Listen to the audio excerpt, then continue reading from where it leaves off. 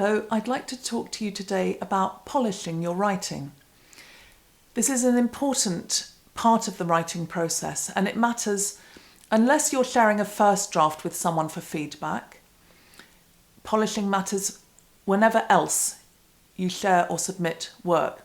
It's important even if your work is going to be peer reviewed, because having your writing peer reviewed is a bit like sending it out for an interview. And if you went for an interview for a job, you'd dress yourself up a bit, wouldn't you? Make yourself look smart, make your hair neat. Maybe if you're that kind of person, you might put some makeup on and so on.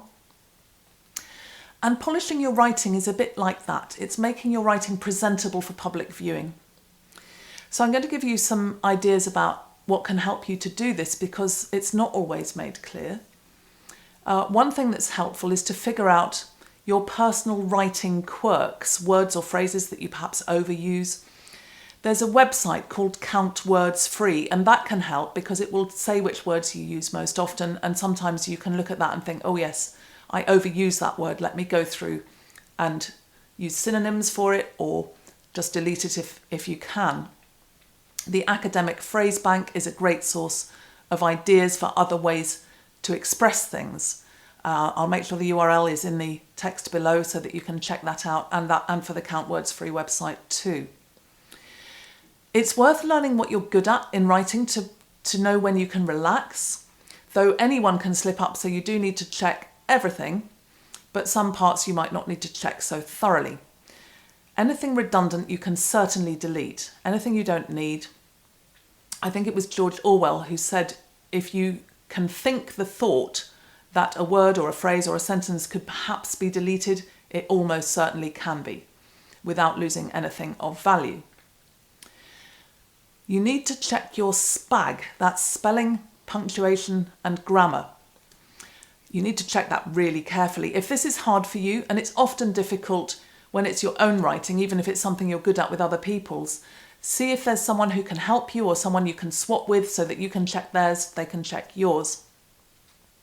Do not rely on the automatic spell checker.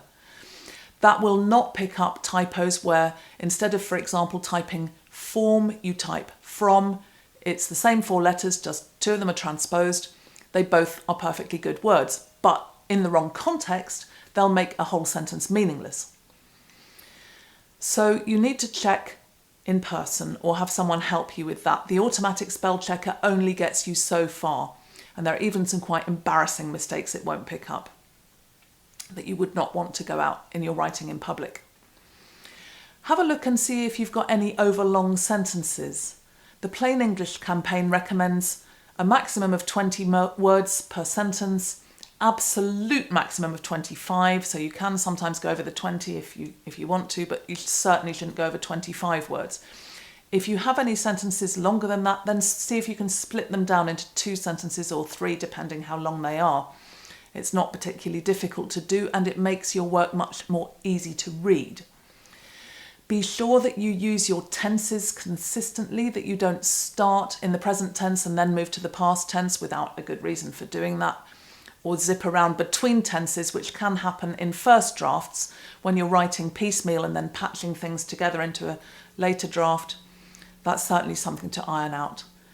Make sure you use specific language. If you find yourself talking about this things or something or whatever, make it specific, or it or that.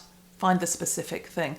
And a key point, I've mentioned several tasks that are needed, but deal with one of them at a time all the way through, and then start with the next one and do that all the way through, rather than trying to do everything at once on each page. It's much easier to do it one task at a time through the whole piece of writing. And when you think you're done, do something to make your work unfamiliar to you before you read it through for a last time. Maybe you want to print your work out if you normally work on screen, or if you like to work on hard copy, you might want to read it on your device. Or use a different font or a different background colour.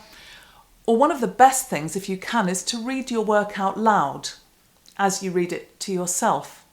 And all of these techniques help you to pick up things you would otherwise miss because you're so familiar with your writing. Polishing your writing is laborious. It's hard work, and it's it can be quite boring. It's very detailed and it's very meticulous.